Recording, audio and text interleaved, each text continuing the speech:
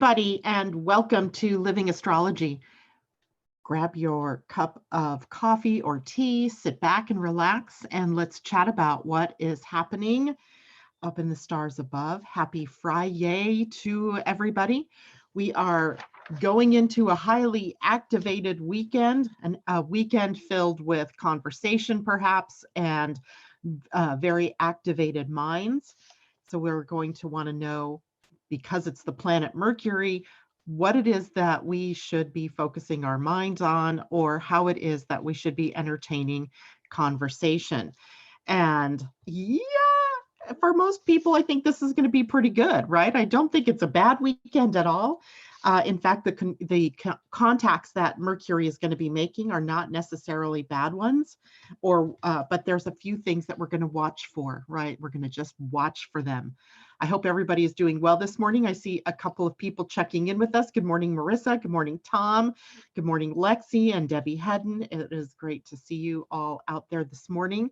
So we have quite a bit to talk about today. First of all, the moon has moved into the sign of Sagittarius. So we want to talk about what that means for all of us. Sagittarius is a sign, ruled by the planet Jupiter, and Jupiter is engaged with Mercury this weekend. So there's a connection going on. We'll want to know what that's all about. We have a few Mercury contacts, and that's one of the subjects I want to take up today, these different contacts that Mercury is going to be making. We also have Mars and Jupiter meeting up. And then I also want to take time to talk a little bit about Saturn turning retrograde, as that happens on Sunday, as well as the moon moving into Capricorn that day and coming right into a trine with Uranus, kind of making some unexpectedness as a part of our Mother's Day experience this weekend. So yay, we have a lot to talk about. Plus, I want to be able to get down to do some readings, some oracle card readings. So I have all my cards ready for us. All right, shall we dig in? Let's see who else has joined us. Ursula, good morning. Camilla Anna, good morning. Deborah Johnson, good morning. J-Lo, good morning to you. It's nice to see the gangs mostly all here. I'm sure more will be joining us. If there's time today, I also want to go through a human design discussion, a sort of validating of something someone sent me as an email earlier this week. So we'll get to that.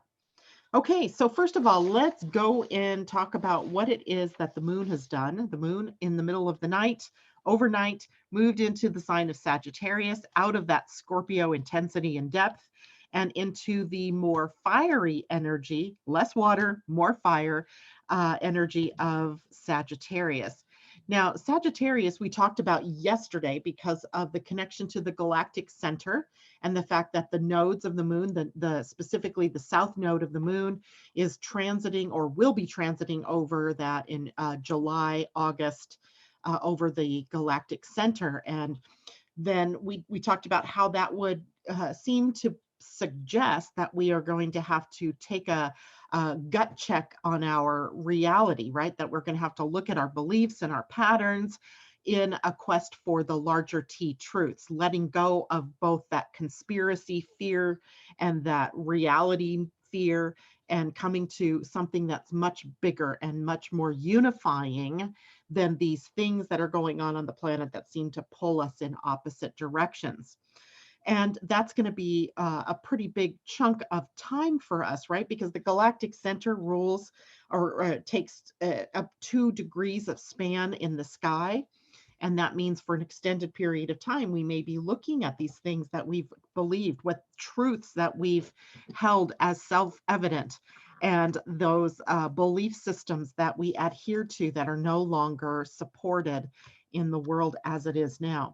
Now, today, then, the moon in Sagittarius gives us a sort of prelude or a preview, a looking glass into what some of that energy might mean, because the nodes, after all, are related to the moon, right? It's the point at which the moon crosses the ecliptic north of the equator. That's the north node, and the south node where it crosses it south of the equator, kind of in its southern declination and its northern declination.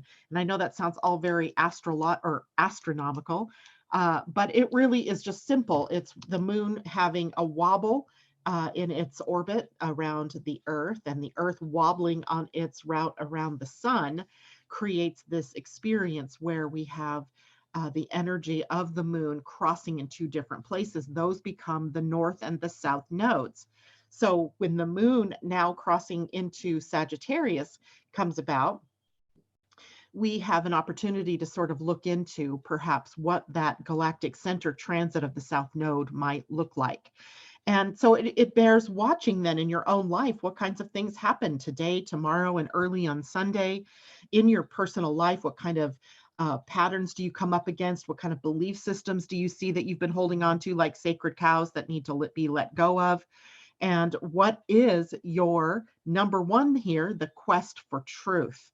So Sagittarius energy is about that quest for truth. We discover that through religion, perhaps through our belief systems, maybe through prayer or our connection to our higher self or our guides or our angels, whatever you want to call those deities or entities that help us as mere humans here on the planet to get through the experience of our world. And on the quest for truth, of course, comes this necessity for being frank and honest with oneself and honest with others in your world. This is about direct communication, direct to your source, your God, direct to your inner self, and finding that communication then being something that you have the access to, and not needing that intermediary such as a religious icon to help you get there. Now, Sagittarius also rules the natural world. So everything that we think of as Mother Nature, the connection that we have to nature. I think a lot of the problems that happened in humanity is we got away from our connection to those natural cycles and away from our connection to the natural world. And now we have this opportunity to get reconnected to the timing of the natural world, to the patterns and so forth of renewal that are happening in the planet right now, connecting to your inner voice, your intuition, right? Your inner self as the source for answers for yourself rather than looking outside of yourself. And in doing so, creating that sense of peace of mind, right? That it's never that crazy outer world experience is not the truth, right? It's not the truth. It's not the capital T truth anyway. It is a fabric of your imagination. It is a creation. It is an illusion. And in that illusion, then we always have the opportunity as co-creators to change the pattern, to change what it is that we're seeing out there on our quest for that higher truth. Sagittarius is also known as a sign that respects and indeed seeks freedom. Freedom is such an important word, isn't it? Right? We have free will. We think of freedom, especially here in the United States. And often right now in the conversation, you hear a lot about our freedoms being taken away from us. I was having a text conversation with someone in New Zealand yesterday, and it's the same feeling there. Something about a freedom being under attack, and what does that mean? And in freedom, there's the ability to be spontaneous, to be able to do what you want to do when you want to do it, to be expressive of your own self. So the moon through Sagittarius will help us explore that theme, as well as adventure and exploration. And when I'm talking about exploration, I'm talking about whatever it is for you that is has a force of expanding yourself, expanding your beliefs, expanding your horizons, causing growth. Remember, Jupiter is the planet that rules the sign of Sagittarius. And so we have already in Jupiter this idea of growth and expansion. And what is it then that we are exploring that would round us out, let's say, as a human being having this experience on this planet? A divine being encased in a human body, exploring the limits of the physical creation, right? The physical world. And in such, we may find ourselves interested or drawn to other cultures or other foods or other languages. Maybe this is a great weekend to take up a new language, right? You always wanted to brush up that Spanish or that French. So one day when we're able to travel freely again, you can make that trip and maybe even know what kind of foods they eat and what kind of language they speak, right? You don't have to wait till we can travel in order to expand your horizons by exploring the different cultures, maybe different belief systems, even going deeper into spirituality and metaphysics or anything that you want to, because this is that kind of energy to explore, to look for what's new and exciting and cutting edge even. Now, the moon in Sagittarius is, a moon, the moon is more emotional, it's more watery, and you're putting that in a fire sign. Sagittarius is fire, and fire and water create steam, right? Steam. So there may be some issues that we might notice in the steaminess, the energy behind our enthusiasms, perhaps, or the things that we really love to do, generosity and all of those heart-centered things that we often think of too with energy that's fire. So our desires being on fire, our luck perhaps being on fire. Jupiter rules luck, and she's considered a benefic planet. And in the benefic planets, we have specifically with Jupiter, Lady Luck. And maybe it's a good weekend to buy a lottery ticket if you can still find those out there. I don't even know if they're still doing lottery, but if you can, maybe find some way to encompass or grasp out for your own personal luck. And being in the right place at the right time with the right opportunities will help you do that. Jupiter and also Sagittarius rule the law. So there's things around attorneys and lawsuits, and the biggest, I think, issue with Sagittarian energy, particularly with the moon, is this concept of ethics and morality. And when we think of morality, morality is something that seems to be dictated to you by a culture or by a society. But that's not what I'm talking about when I talk about ethics and morality, nor is it what we talk about necessarily with Sagittarian energy. It's about listening and following your own moral compass to whatever direction it's leading you. And as humans, we are distinctly generous and giving and loving and kind deep within. And sometimes it's not deep within, it's just right there on the surface. And when we lean into a morality or an ethic that says that we care, that we are, generous to those people around us, we find ourselves then on the, dare I say it, the right side of the ethics and morality question. But in the metaphysical world, we talk a lot about the balance and the harmony, right? And that the light and the dark are not mutually exclusive. They're just different sides of the same coin. So when we find people who are what we would think of as of questionable morality or questionable ethics, it may be that their role on the planet is to balance that side of the coin. So here it all comes down to what is in your conscience, right? Your conscience, your moral compass, and not being in somebody else's business, which is you're trying to dictate that moral and that ethic to other people, but knowing that you live your own moral and ethical and follow your own ethics and your own compass. And this becomes very tricky because Sagittarius energy rules religions, right? And religion is really that great dictator of your morality and of your ethics. Witness doing something wrong in certain religions and you become excommunicated. I have a little sister who is part of a religion that very easily shuns you if you don't do what they tell you to do, if you don't toe their moral line. And so a lot of that comes up during a moon in Sagittarius. I dare say we are going to be dealing with that as issues from our past as we move into more and more of the North Node, South Node experience across Gemini and Sagittarius, where ideologies bump up against one another. So getting a little bit of a foretaste of this as we have things, ideologies maybe bumping up against one another or belief systems bumping up against one another over these next couple of days, but also over the course of time as those nodes have already shifted into Gemini and Sagittarius. Now, Sagittarius energy also rules higher education. In the astrology chart, it's the 9th house that Sagittarius rules, that Jupiter rules. And in that case, we think of all the things to do with your higher self, your higher mind, as well as the higher education that we receive. So in that, we might have mentors or teachers that come into our lives during these periods of time that teach us something, that show us something.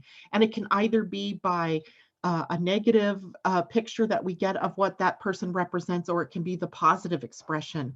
So mentors and teachers don't always have to be, let's say mentors, I think, are usually more of the positive, but sometimes the worst person out there can be your biggest teacher, as they show you something that maybe you don't want to be. And the mentors maybe show you something of what you do want to be. So be open-minded to all of the different things, the different people that come in contact with you that may serve as some kind of teacher mentor. Philosophy is also a section that Sagittarius rules. So we're taking up again, what is it that we believe? Do we embrace sort of the philosophy of all, of inclusiveness and of the beauty of all of the different tapestries or parts of the tapestry? This is also the rulership of colleges and universities, and also finding answers to maybe some of the more sticky issues, finding solutions. So we're seeking answers, we're finding solutions to some of the bigger problems, perhaps. Now, like any sign, there's always that more negative energy that we can associate with the sign. Sagittarius, the first thing that always comes to mind for me is bluntness, right? That blunt talk or blunt communication with very little filter that can save you from, coming right out and putting your foot in your mouth, so to speak. It is also a sign that is known for some carelessness in taking shortcuts. The sign reminds me of manifesting generators a bit. Manifesting generators in human design are designed to take shortcuts and to do things the quickest way possible. But in doing so, they often find that they have to circle back and come back and do things right because they missed something the first time round. So shortcuts, being self-righteous is another sort of negative expression, if you will, of Sagittarius energy. Getting so caught up in your belief system, getting so caught up in what you think is true that you become self-righteously adhered to it. This is sort of fundamentalism, right? And that you don't have an open mind anymore, but you've now closed your mind and you've gotten into tunnel vision. Making assumptions is another one of the more negative aspects here. Extravagance, taking generosity to the nth degree, and also doing things excessively. So we want to watch that. In the body, of course, if you are finding that your hips or your liver or your thighs are killing you, it's likely something to do with Sagittarius. And when we say something like this, we all have Sagittarius somewhere in our chart. And it is when things go wrong in the specific area of the chart where you might notice the more negative expressions of these transits. So if your body you find that your hips begin to hurt, maybe you've been sitting too long, and maybe the sign of Sagittarius is on the 6th house in your chart, and that's the body. So the body is going to speak to you when you're not moving or growing or expanding, when you've gotten too narrow-minded, etc. So the body tends to show us through the part that it rules, the sign rules, what it is that may be going wrong within us. So I hope that's a little bit clear. I know everybody's bodies are different, and it doesn't mean that just because the moon is moving through Sagittarius that your liver is suddenly going bad, but it just might mean that there are things related to that might show up that help to guide you through what might be out of balance or out of harmony in your body and in your life. Good morning, Mimi. Good to see you. Amy, good to see you. Augustina, hello. Jennifer Peachy, good morning. Debbie Tibbetts, Tumiel, Allison, awesome. I'm glad you're here this morning because we're going to maybe try to deal with your question on human design today. Camilla Anna says, I'm a Sag and now the South Node is going to switch to my sign.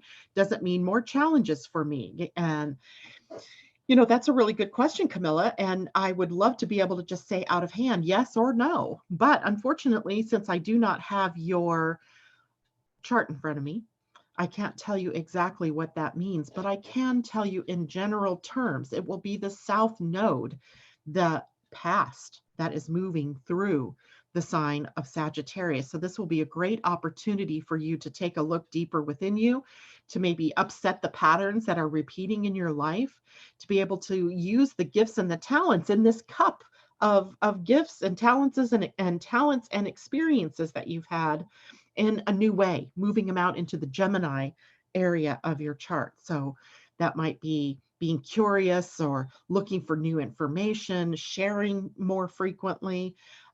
It does not necessarily mean something bad, right? Don't think that way. And on top of that, as we spoke yesterday, remember the first big connection that South Node is going to make is to the galactic center, the source of all that is, right? All of that incoming high energy cosmic particles are coming in from that galactic center, where we can connect to the truth of who we really are, where we can connect with source or God or goddess, whatever you want to call it, and bring in new possibilities that will be expressed through the Gemini end of that. So definitely not a bad thing at all. Terry, good morning to you. Allison, thank you. As a Sagittarius explains my hip pain. Indeed, indeed. And so then an exploration for you, Allison, about the house that the sun is in your chart, what is going on in that part of your life might help explain the hip pain, because the body's really just showing you something that might be out of whack a little bit in the balancing and the harmony of your greater life. It's in the 7th house, so relationships, right? So this is where partnerships come in, and hips are, if I remember correctly from my Louise Hay book, which I keep right here, I think it's about where we are stuck. And let me check here real quick. Hip problems or hips carries the body in perfect balance, major thrust in moving forward. And maybe it's the fear of going forward in major decisions, or feeling like there's nothing to move forward to.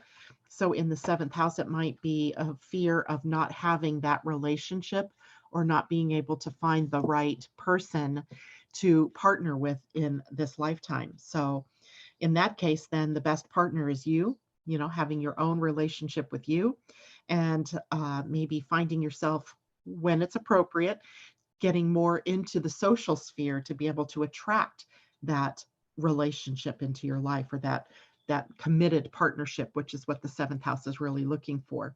So maybe there's been hesitancy, obviously, right now in the way the world is. We can't just like go running around doing our social networking in the physical, right? You can't necessarily be going out on dates and, doing that kind of thing. But it's possible that might be a forward motion that you can make, is moving outward to find your right partner. You're welcome, Camilla. Augustina, hip is sacral chakra, creativity, and sexuality. Exactly. What book is that? Marissa said. Let me go back to Zoom so I can make sure this is centered so you guys can see it. Louise Hay, Heal Your Body. It says the mental causes for physical illness and the metaphysical way to overcome them. And it's the Louise Hay book. And you can get this from Amazon or Hay House.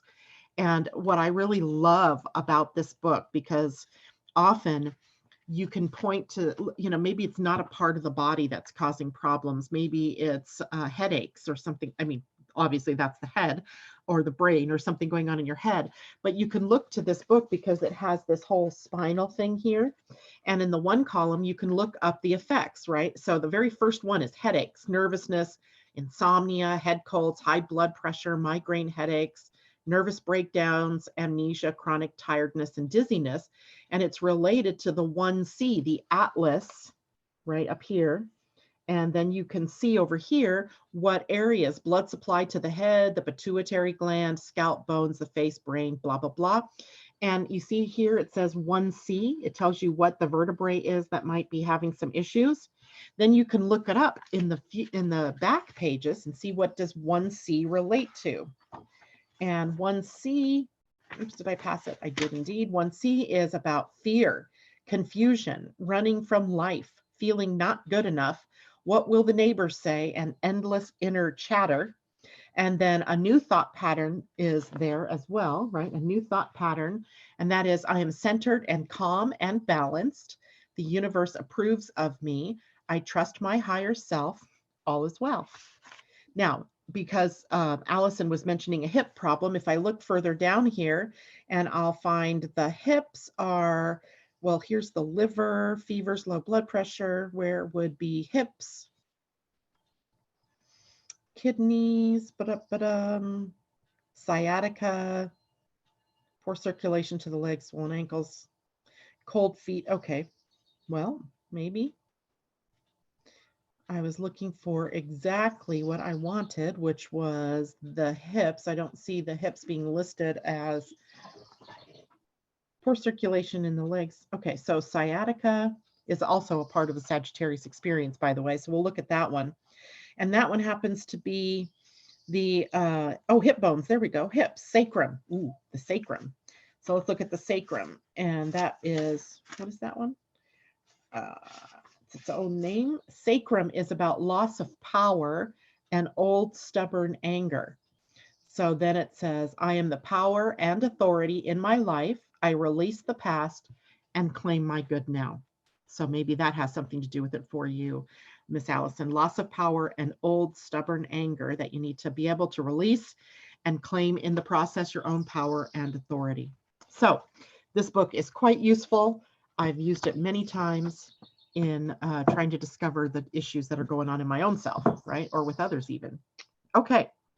So other questions, comments? Let me go back here. Tom, Louise Hay, Heal Your Body from Hay. Yeah, it's that book. Exactly. Marissa, wow, that book seems amazing. It is pretty amazing. Look, it's not very thick. It's a pretty tiny book, but it's packed with a lot of great information in it. And Augustina, love that healing, love and healing for you, Allison. I love that too. Debbie Tippett's 2-meal. She's been having sciatica and headaches. So you got both ends going on, right? Headaches are at the 1C, which was the atlas, and then the sacrum, atlas and sacrum. Debbie Tippett's 2-meal says, and yes, I will take a card. Please and thank you. I'll start my list, but please don't everybody inundate me right now because I still have a lot more to talk about. But I will tell you when it's time to tell me that you want a card reading. Okay, and hips carries the body in perfect balance. Okay, yeah, that's exactly what that's perfect, Phantom. That's exactly what it says there. And being able to move forward is a part of that experience for you, Allison. Okay, now let's take a look at what the weekend's main energy is all about. And it seems to be that we have a weekend filled with Mercury. And I don't mean Mercury, the element, I mean Mercury, the planet.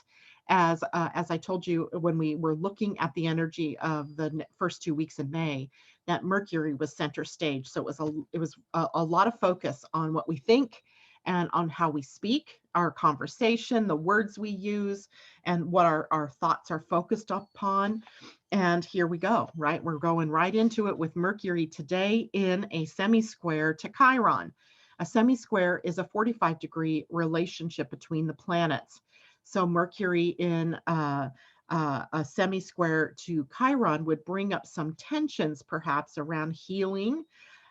Taurus is the sign that Mercury is in, so it does kind of rule the throat and the neck. So maybe we have issues around that part of our body. And then Chiron, of course, is the sign of the alternative healer or of the alternative healing methods. But it is also related to the voice here, where we may have challenges communicating what we're feeling or standing our ground in our own truth, right? We may be repeating other people's truths, but not our own, or we may be holding back and not saying what it is we want to say. or we are people pleasing, right? That happens a lot with Mercury and Chiron. We say things that we think other people would like to hear instead of the truth. But the other side of this coin is that we are speaking too much to people and saying things without asking if it's appropriate to be able to speak to that for that person, or if that person's even ready to hear what you have to say. So we're sort of having to balance that need to be able to speak when it's appropriate, but also to hold back from that speaking when appropriate as well. And communicating with sensitivity when we do get to communicate that to other people, watching our words and our tone and our attitude, because a lot of times it's not the words that you say to someone that hurts, it's that unspoken way that you say it. It's the tone or the attitude there. So we're really focused on that today. That is our energy for Friday. Now, as we move into Saturday, we have Mercury in a very powerful trine to Pluto. Mercury in Taurus, Pluto in Capricorn. And this is deeply probing energy. So we're wanting to get to the depths of something. And that might mean that if you are in a conversation with someone, you may be digging into the psychology, into the unconscious or subconscious. And in doing so, it could trigger the other person, as maybe you're becoming too nosy, or it's really you just probing, wanting to get to the depths of something, to the underbelly of something. But you want to watch how you're doing that with other people as well. You don't want digging for answers to become someone thinking that you're trying to hurt them, or that you're just trying to dig up the dirt, or that you're getting too nosy. So probe your own depths, right? Take a look deep within you and see what's going on with you, but resist the urge to do that with other people, right? It's not the time for that, because unfortunately the Mercury in transit to Pluto can sometimes trigger obsessions, and we may be projecting our own stuff outward onto other people. So the depths that you're digging into somebody else's psyche may actually be you needing to do that for yourself. So now, while this isn't a bad thing, this to me is really a positive affirmation that where we might sense things are going on, maybe it is your body, your hips, or your headaches, or sciatica that gives you that there's something going wrong within you. This will give you the opportunity to plumb those depths and to really see what it is that your body is trying to tell you. So watch out for projecting or becoming too obsessed by an idea that you just keep probing, because sometimes that just gets to be too much. And watch how you're speaking to other people on Saturday. Now, Sunday is the better of the three Mercury connections, as Mercury comes into a trine with Jupiter. And so this is the power of positive thinking, right? This is where it's the ability to be optimistic and have faith, and to see the more optimistic sides of life, to look at the bigger picture. We don't want to promise more than we can deliver, however. In our optimism and our enthusiasm, we may say and do things or take on more than what we can really literally take on. So we want to watch that. We don't want to promise more than is possible from ourselves. We don't want to overlook the details, right? It's great to say, yeah, I can take on that project, and then forget that there's going to be months worth of details that taking on that project might mean for you. So, and you don't have the time, or you don't have the abilities, right? So we want to keep things in proportion. But this is a perfect day, Sunday, for broadening your mind, for engaging in new experiences, maybe tasting new foods, maybe studying that foreign language we talked about with Sagittarius. Maybe it's a time to, just get outside of those normal boundaries that you've been holding yourself to, because Mercury and Jupiter together have a force of making that mind grow, right, and expand.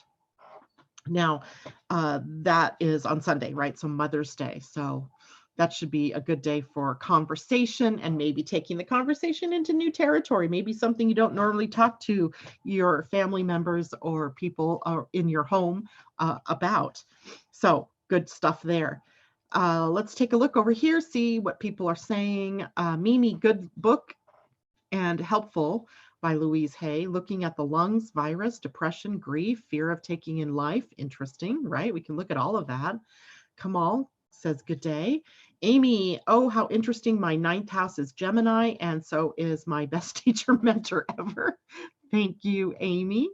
What is on my, I'm thinking, what is on my 9th house? I believe it's Pisces. Pisces in my 9th house. No wonder I like to go on cruises. I like that idea of traveling far. Okay, now, any questions about Mercury? Go ahead and put those here in the chat. I want to go on to what else was on my little, look at my list today. I have like tons of information that I put here this morning. I was just like writing crazily. I want to go back to today for a moment because there is a minor aspect that is occurring today, Friday, where Mars is in a semi-sextile to Jupiter.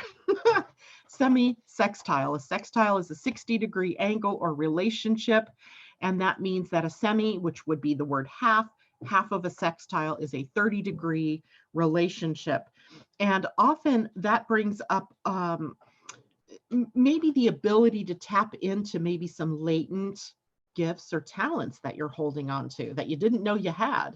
For example, this is Mars semi-sextile Jupiter. Mars is in Aquarius right now. Jupiter's in Capricorn, they're neighboring signs. So they're 30 degrees basically apart. And this may be where we want to be really productive. We want to get things done, but we may feel like we're caught up in this circular kind of pattern where the faster we go, the slower things seem to go. And maybe it's an opportunity then to slow the roll just a bit and tap into maybe a well of patience that you didn't realize you had, right? Maybe this is about our slowing down because in our haste to get to the work or get back to work, we've forgotten the need for a stepwise progression to get to where we want to go. And, some people like that straight line, right? They just like to get there and be done. And that's kind of that Sagittarian energy too. Let's get it done. Let's just get there. Let's get it over with.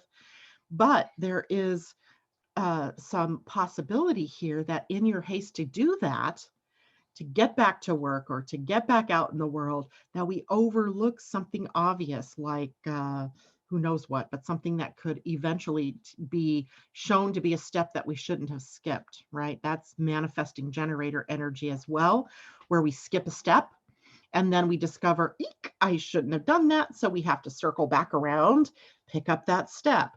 So one way to avoid having to do that is to watch your stepwise progression, watch your plan. Remember, we've had several months of time from about last December up until end of March, where creating that stepwise progression was very necessary to get the goals, right? To get down to what it is we wanted to do. And to have that plan to do that. Well, if you throw the plan out now, just when it's needed the most, right? Because now we're taking the action steps on that, then you can find yourself in for a nasty surprise, right? Where you have to go back and do things all over again. So watching for that in your own life. I'm seeing it play out on the bigger scale right now out in the outer world as, people we all want to get back to work. We want our lives back the way they were, and we may be pushing ourselves too far, too fast.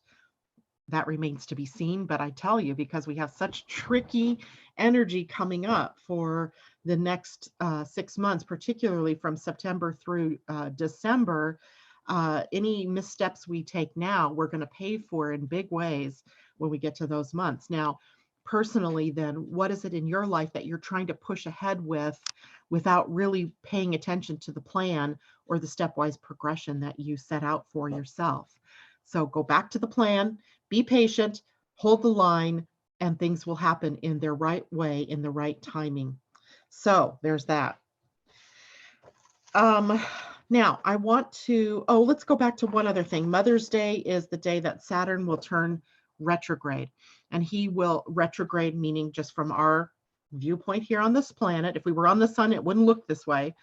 But from our viewpoint on this planet, Saturn will begin to reverse his way across the sky, backing up from 1 degree 57 minutes of Aquarius back to 25 degrees Capricorn. Thank you very much. I'm going to have another reiteration of my Saturn return.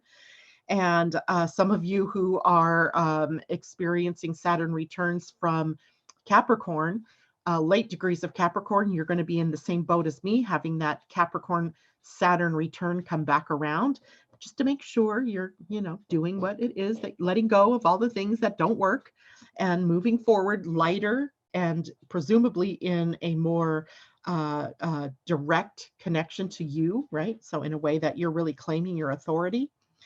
And from May 11th until September 29th, May 10th, excuse me. So no, 11th, Monday will be the first full day of it moving retrograde.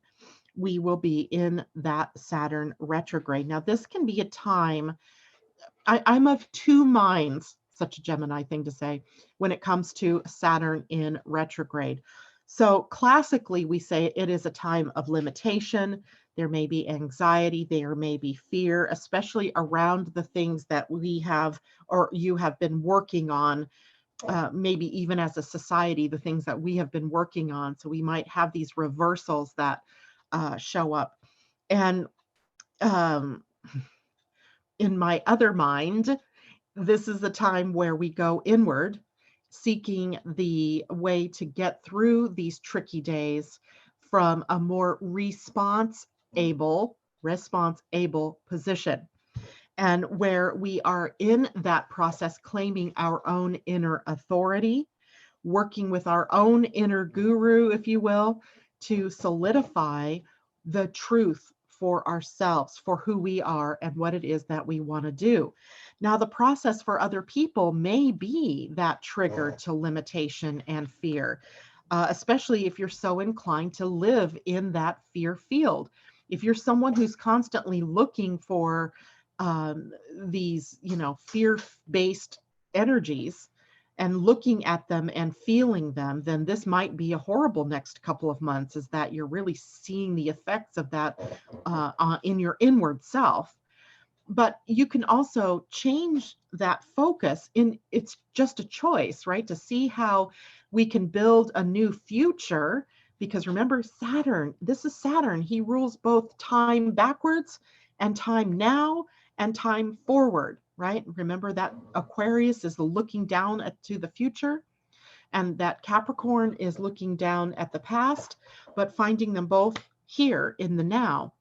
And what is it now that we can be doing that makes us stronger, that is building a sustainable foundation? Remember, we've gone through the destruction. We've been through the destruction part. Now it's about rebuilding, right? Regenerating a solid foundation. And that solid foundation may look completely different, and that may be a source of fear or anxiety for people as we're having to let go of some of those things from the past, and we can no longer do them in the same way. And yet the future's still unwritten. And what do we want to write in that future? And also then realizing that we're the ones that are creating that reality. So in your own personal life, this time can be one of rethinking and rebuilding and solidifying a new future. And for others, it could be a source of fear and panic and limitation and anxiety. Your choice. What's it going to be, right? So that's coming. We'll be talking probably a lot about this. I believe it's July when Capricorn becomes the home of Saturn again for that period of time. And then, of course, we're all holding that space for Jupiter and Saturn to come together as we get into December. So I think, for these few intervening months, we should be really willing to revamp ourselves in order to be prepared for the new future that is just getting ready to dawn on us in those next few months. So I think it's positive, but I also see that some people will take this and experience it in its more negative form. Amy says, and haha, I am a Pisces. Ooh, I love that, Amy. Kamal, Saturn return concerns me a lot. And Kamal, I think we've talked about this for you because you're in your first Saturn return. So that means you're between 28 and 30 years old. And I think maybe of the two Saturn return, I can't even tell you if it's one's more difficult than the other. But for you, this is about embracing your future. This is about embracing responsibility. And, literally, folks, we have a new world, right? It's a new world. Some people who lost their jobs because of the coronavirus or the, stay-at-home orders may not even have jobs when the orders are all lifted, as in companies and corporations have figured out a way to deal without you. And then that leaves a big void out there. And we're going to be, this is a humanity kind of experience. So what is it that I really want in my life becomes key. And how do I want to create my life in? And there are always ways to create your life. It's just a matter of you connecting with that and deciding for yourself how you want to be and who you want to be. How do you want to show up in this world? How do you want the world to remember you? How do you want your family to remember you? And taking responsibility for your own self in all of this. And if you're at your second Saturn return, which happens between, 57 and 60 years old, then it's a time of pruning your life, letting go of all that extra baggage that you've collected over the years that is no longer serving you. That's more like an albatross around your neck, and becoming lighter and freer. And this often occurs at a same time in your life where your kids are moving away, or you realize that, your responsibilities in life have changed. Maybe you're even looking at or facing retirement in the next few years. And what does all that mean for you? What do I do from here? Where do I go from here?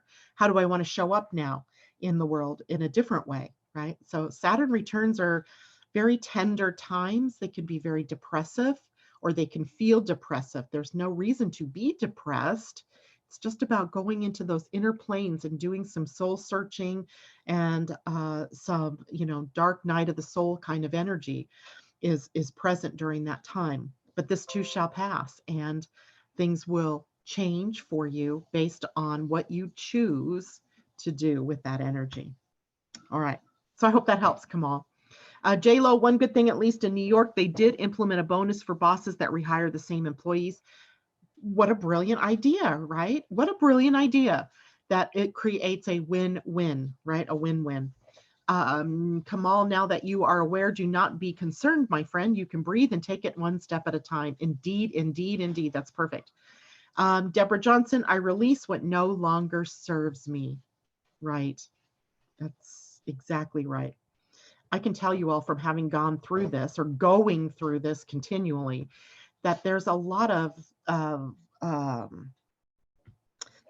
inner searching that goes on, and things that you thought were important sort of fall away.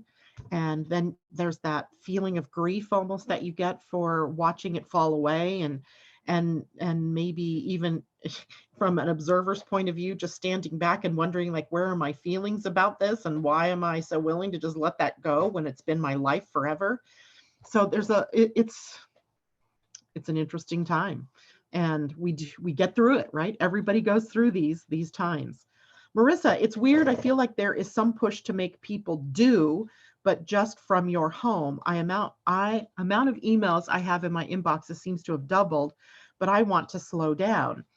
I think you're right somewhere there.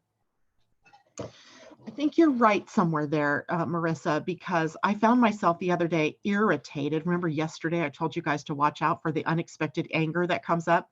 So here I am. I drove to town because I needed to get some things at the store. And I first have to wear a stupid mask, and I get claustrophobic really easy. And the mask just seemed not to fit my face. Like my ears are too far back or something. I don't know. It didn't fit. So I was irritated. Then when I'm driving home, this person decides that in a 35-mile-an-hour zone, they have to go 60, and they go to pass me. And I don't know, I just had a moment where I erupted out with the middle finger, and I just got angry, and I ended up hurting my finger because it ran into the window because the window wasn't open. And I was like laughing at myself because I'm the one that's overreacting to this person who wants to go too fast. And then I found myself irritated because I'm hearing airplanes and jets again, where before it was blessedly quiet. So I feel that inner turmoil within me, that part of me that's in resistance to going back to the busyness, the doing of life. But at the same time, knowing that at some point we have to do that because it's everybody's livelihoods, right? It's how we live. So I'm with you, Marissa. I totally get that. And I think, we just have to slow down when appropriate and to take care of things as they show up, and trying to keep things more in balance than the way that we've lived our lives in other times, where it's been all out and, doing. We have to remember that we're human beings, and that we have to balance that beingness with that doingness. So maybe you make a commitment to, spend a half an hour or an hour going through your inbox, and then the rest of the day you're going to go do something else. Or maybe 5 minutes out of every hour you're going to check your inbox. I don't know, but you find something for you and then stick with that goal, so that you get that going in a direction that's balanced for you. Okay, what is going on here? JLo, please remember to hit the thumbs up to show. Oh, you guys are so sweet. Look at all these thumbs up. I love it. Amanda J, Kamal, thank you. Marissa, thank you. Allison, thank you. I love it. Now, quickly before, because I want to be able to get some readings, and we may have to go a little overtime in order to do that. I want to take a quick look at a human design chart to answer Allison's question. And Allison, I'm going to see if I have your actual human design chart in this program. No, I don't want to print. What is going on here? I want to see there we go. I want to see my charts. And Allison, I remember I have worked with you.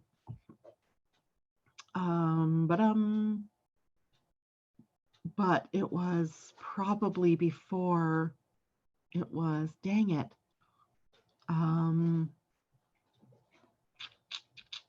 Okay, let me look at examples. Maybe I put you in there. Nope. So I don't have your chart. So I apologize. Let's look at Johnny Depp's chart. Okay, we'll look at his chart, but maybe you can take a look at your chart and you'll understand what it is I'm talking about here. So let me go back to Zoom so I can share my screen with you all, and we can talk about, okay, no, let's use the just now chart. That's even better. So this is our just now chart. This is the chart that I drew up this morning. At the moment, I don't know what time it was, but this is what the sky would have looked like through your human design. And we see that we have both the identity center and the sacral connected via this 34 to 10, which is a channel about claiming your personal power, right? Claiming your self-love, making that actions that you take being based on what's right for you and what is the most loving thing for you to do for you. Interesting energy. But what Allison's question was about hanging gates. And here we have this opportunity to look at hanging gates. So a hanging gate is one like up here at gate 61 that's hanging. It doesn't make it all the way down to the other side. And it is a place, if you think of a hanging gate as a little bit of a magnet, right? It's drawing to you the experiences from other people or through transiting planets. So when you have a gate hanging, like this gate 23 that's hanging, it's the gate of simplicity or simplifying something. And so for the most part, it's hanging here until someone comes along and complicates things. The more complication or complex energy of gate 43, when it meets up with 23, then suddenly you find yourself in the mode of simplifying something or needing to simplify something more complex. But before that point, that energy just is hanging there, right? It's waiting until a planet comes by or a person that fills in that gap for you. So let's look here at the gate 22. The gate 22 on the emotional center is a gate that we think of as grace and charm, but it also has its more ugly side. It's moody. And when it connects up here to the gate 12, which would be up at the throat center, either grace and charm comes out or that ugly energy of speaking, by criticizing or overanalyzing and that kind of thing. Or it could be that suddenly you have an opportunity to speak what you're feeling, and then you get shy right? The gate 12 sometimes is shy and withdraws and is more, less likely to speak. So your grand opportunity comes along when the gate 12 comes along and you suddenly withdraw and you clam up and you can't speak. Or maybe the opposite happens and that person triggers within you the release of all that emotion and you become the most graceful and charming speaker in the world. So it just depends. Hanging gates play out with other people's energies or in combination with other people's energies or in combination with transiting planets. So whatever gate you have hanging here, like gate 30, this is a gate of desire and expectation and not sexual desire. This was desire like I want something so badly. And that desire hanging here until it meets up with a planet or something at the gate of imagination or the gate of fantasy. And it can create its own wonderful expression where suddenly I can imagine the highest and the best for myself.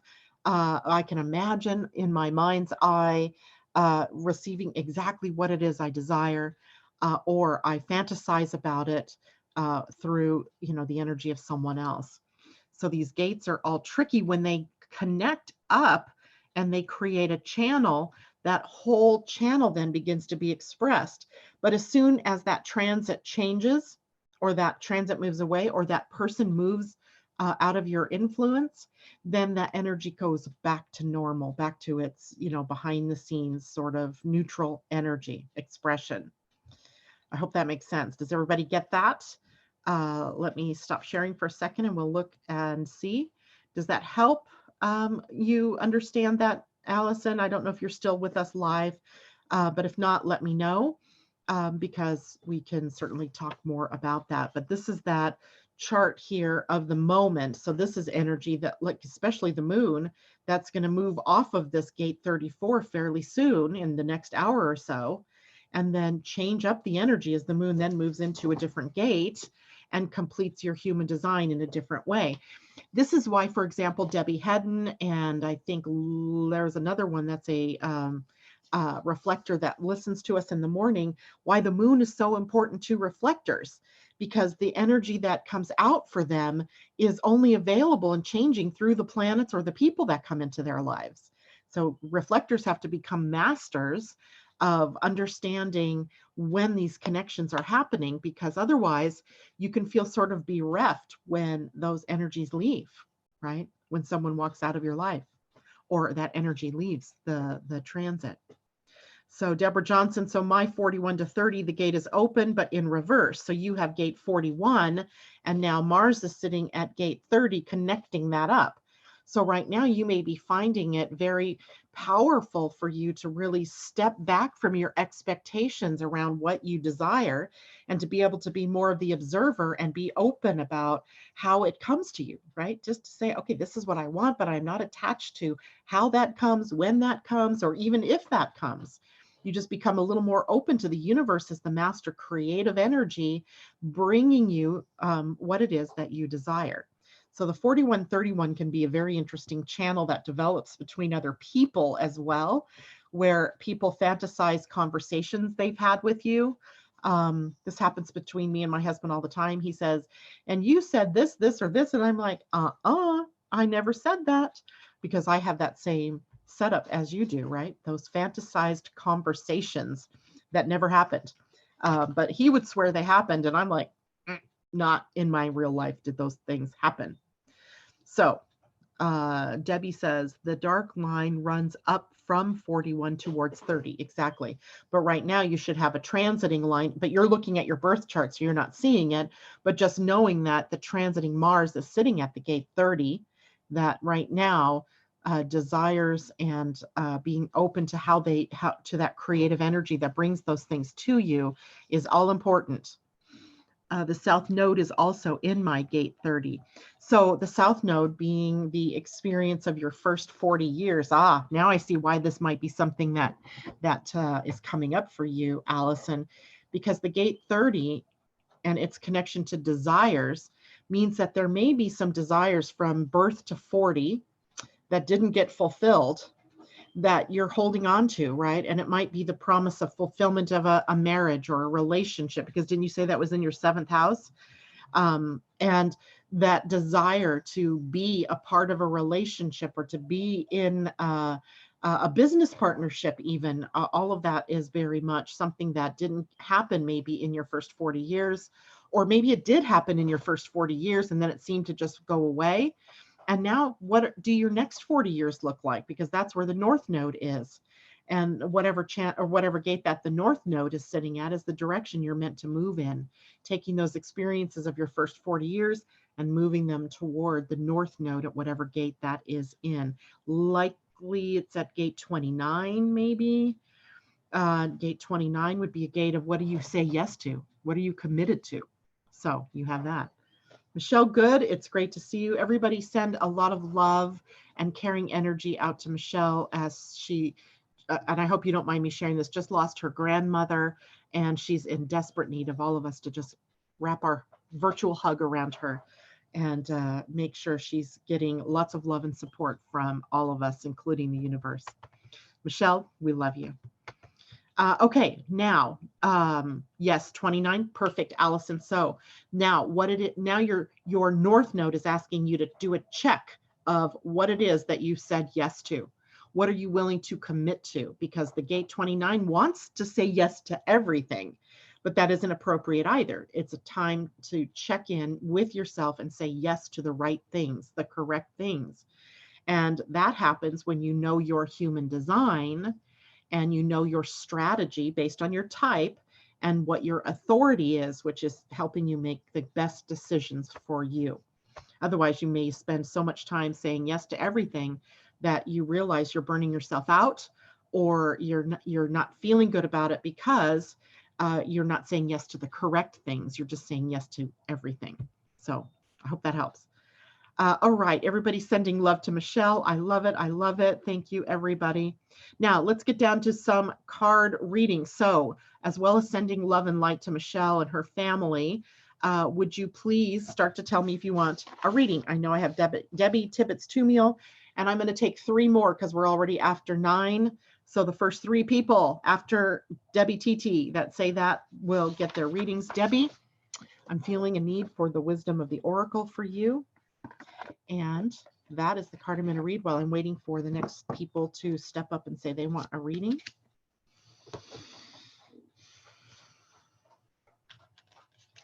Marissa, card please. And Allison, Woto. Marissa, Allison. Marissa, did you tell me what you would like? And Jennifer Peachy. All right, I've got my next 3. And Michelle, I'm going to pull a card for you just because. All right, so we are set. Jennifer Peachy, I would love a card. Your pick, awesome. And Amanda J. Okay, well, we're just going to do readings. Okay, Amanda J. Tom, Ursula.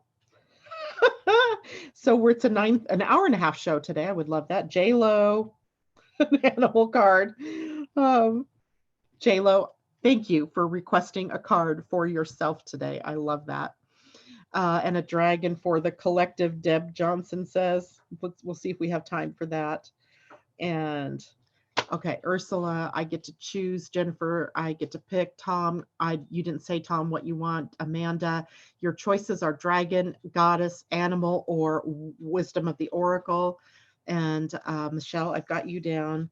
And okay, Woto for Alice. Yeah, I did write that. Okay, and Marissa, did you tell me what you wanted? No, my choice. Okay, here we go. This is for Debbie Tibbetts Tumiel. And Debbie, how on earth did I do this? I have some of the cards backwards. There we go. I think I was doing a reading the other day. Oh, Debbie, a flying card. I love it. A flamingo. That's funny considering the yard art that you were showing me on Zoom, on our conversation the other day. The flamingo, Between Worlds, card number 3. It literally flew out of the deck for you. Let's see what that card means. Card number 3, being sort of half in and half out. The essential meaning is transitions, not being quite out of one situation and fully engaged in another, temporary blindness in a no man's land. The Oracle's message for you, Deb, says, between the worlds is where you must let go of the tendency to make assumptions. This is a time when you are unable to see what is ahead. Cultivate curiosity, such a Gemini trait with the North Node there, and trust the process of change and growth. You are done learning the lessons of recent experiences. In this place between what was and what will be is a state of making and unmaking and making again. What is essential now is to admit not knowing. There's great freedom and power to be unleashed. A mystery that is not yours to understand weaves the web of life within a divine matrix of consciousness greater than your own thoughts, feelings, beliefs, desires, and decisions. The seeds that were planted in the past begin to take root, but what surfaces will probably not be what you expect. When you are between the worlds, you are invited to see with the curious eyes of a child glimpsing a rainbow for the first time. Do so, and you will not be disappointed. I love it. This actually could be our card for Saturn turning retrograde as well, right? Being between the worlds. We're not quite into that Aquarius energy all the way, because now Saturn's backing up back to the old, or the between that space of building and destruction and reconstruction. Love it, Debbie. Thank you. Marissa, I'm kind of feeling Woto for you as well today. I'm feeling Woto for you, Marissa. Let's do it. Let's see if a card jumps out here. This card, or this deck, is our standby deck, and I love it. And you get All That Glitters, card number 16, which is a 7, and All That Glitters. So we have this beautiful pile of gold with some masks on top of it, meaning maybe all that glitters isn't gold. Let's see. And it was right side up, by the way. So 16. And the meaning of the card is a need to see beyond the superficial, the desire to don a mask or dress something up to disguise its true nature, trying to be something you're not, chasing after every sparkling new thing, or being mercurial. It's only human to want to adorn oneself in trinkets and paint a pretty picture of oneself. It's natural to want to acquire the trappings of status or to deny them as a statement of rebellion. But if it sparkles, is it better?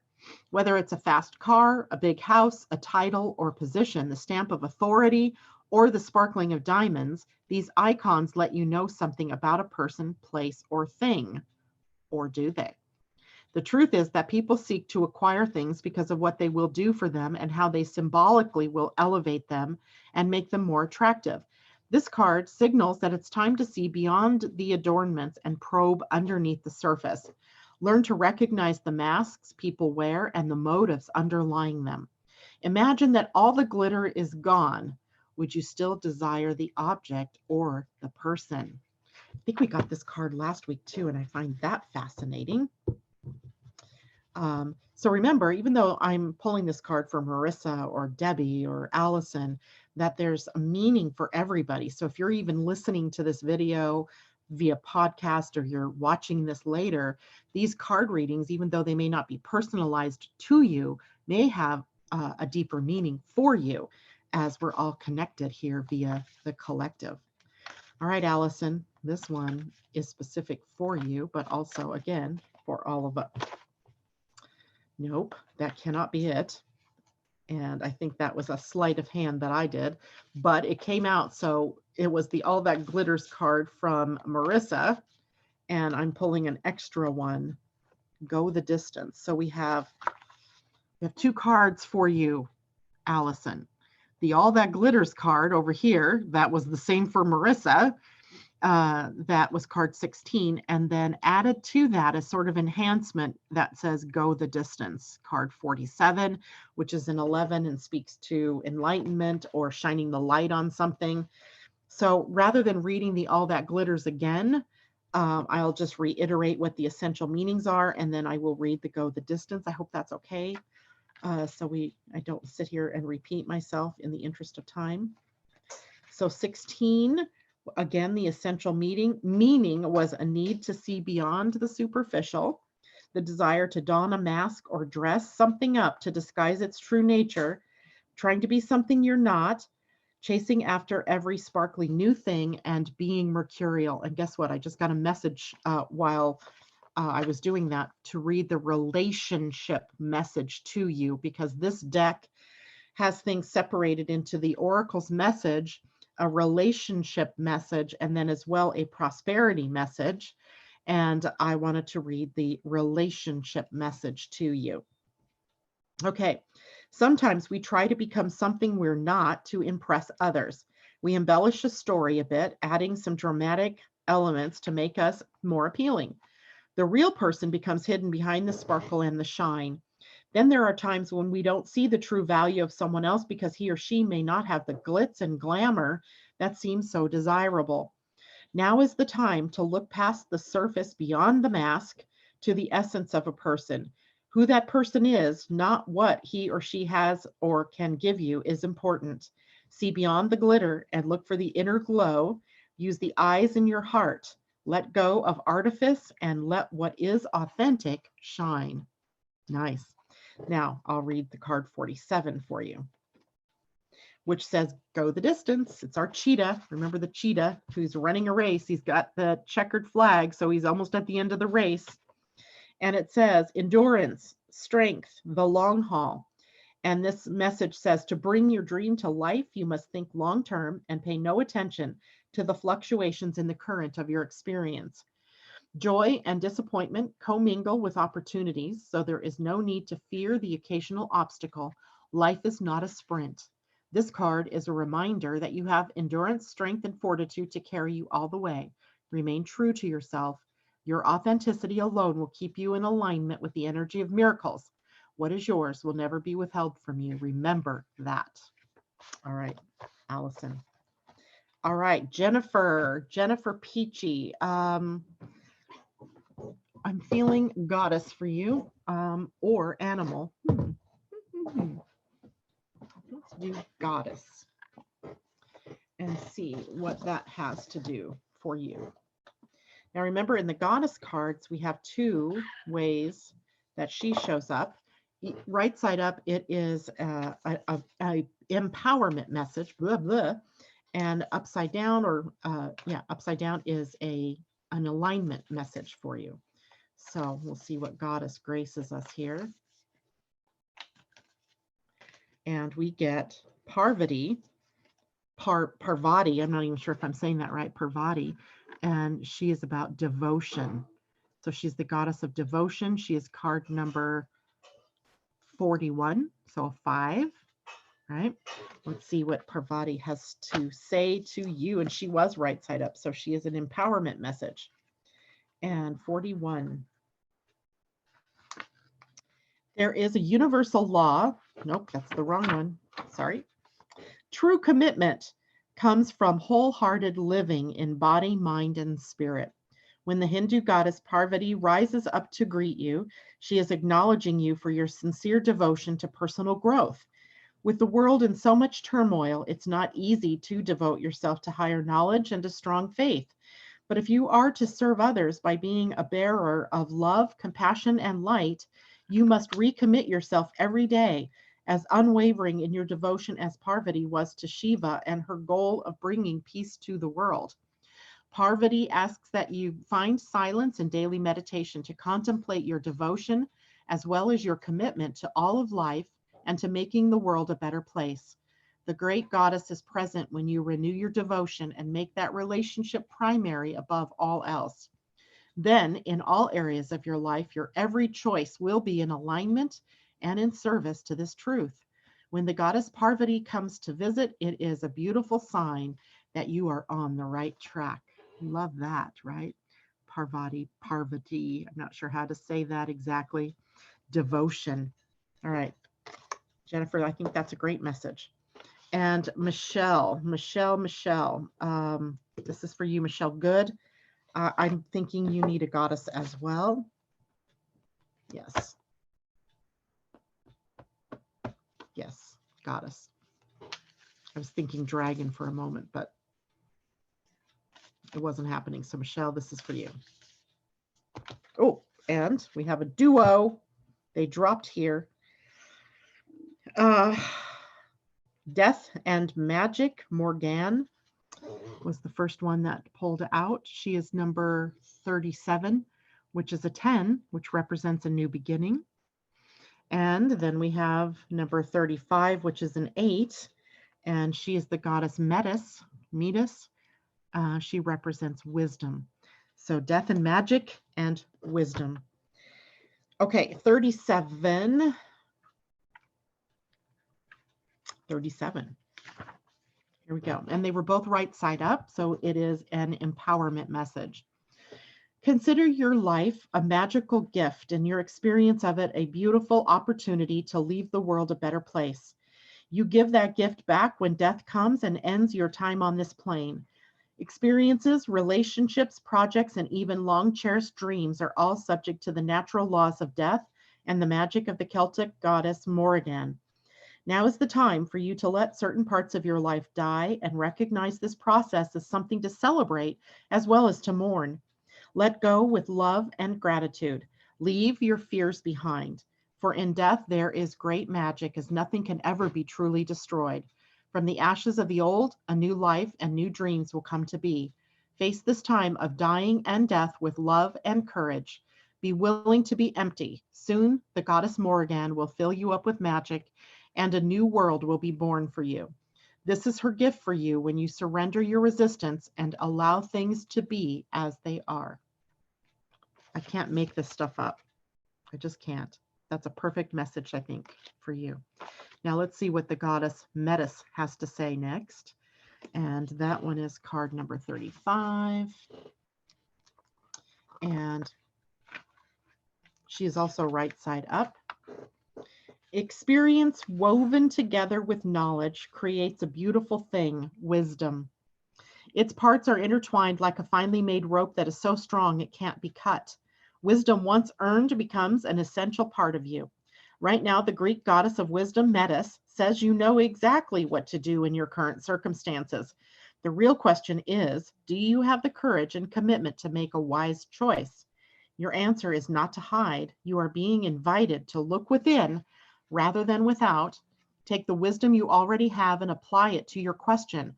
Perhaps, however, you must instead draw forth the humility to find someone wiser to weigh in. In this powerful time, others may seek you out for your wisdom.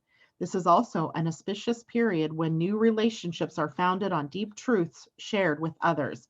You are entering a potent period of your life to share all that you are and all that you have learned.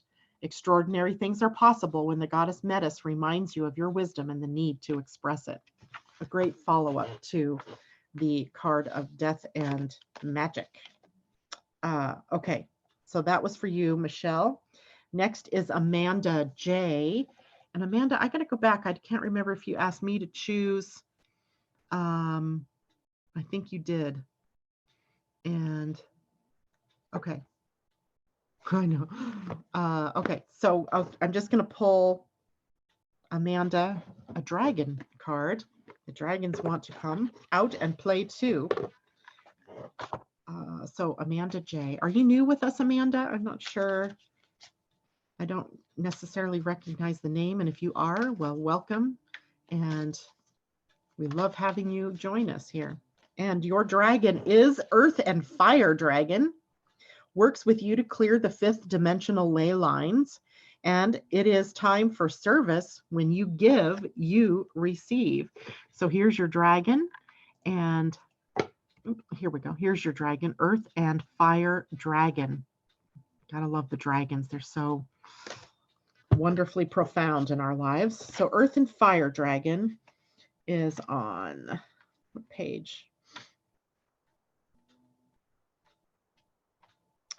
Earth and Fire, page 28. All right. So this is a card of service for the fourth dimensional brown and orange Earth and Fire dragons are calling on us now to help them clear and light up the new ley lines of our beautiful planet. The original ley lines were called dragon lines, for they were maintained by the dragons of old. Now, a new fifth dimensional ley line system is being placed into the earth to carry golden Christ energy and prepare the planet for the new golden age. The dragons of earth and fire move through these lines, creating a path of light through which the higher love frequencies can flow. Here's your guidance for that. Humbly invoke these dragons and have a sense of the power of the flaming orange fire combined with the grounding brown earth. Reach out a hand to touch the dragons, then visualize earth being crisscrossed with lines of golden light. Picture these dragons anchoring this golden Christ energy wherever there are sacred places on the globe. Mentally place a golden flame at each of these sacred portals until you sense our planet lighting up. Whenever you are out walking or driving, ask the magnificent earth and fire dragons to travel along the ley lines below you. Bring the Christ light down through you so they can distribute it where it is most needed. When you give, you receive. The earth and fire dragons will illuminate the challenges on your route ahead, and as soon as you have acknowledged them, they will dissolve them. This will smooth your path. It will also allow you to step lightly into your role as a master as the new golden age approaches.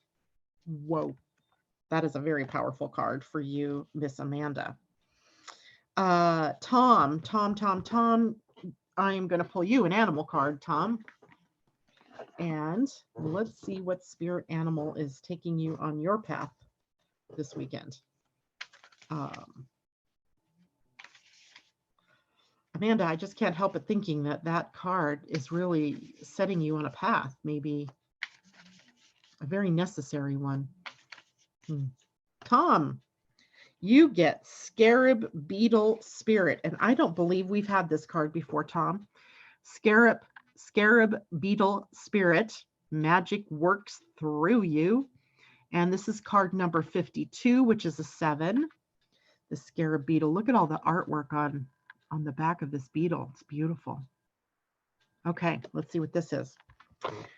Card 52. And it was right side up, so it is this message. In ancient Egypt, the scarab beetle was revered for the creative magic of scarab beetle spirit. Wait, let me say that again.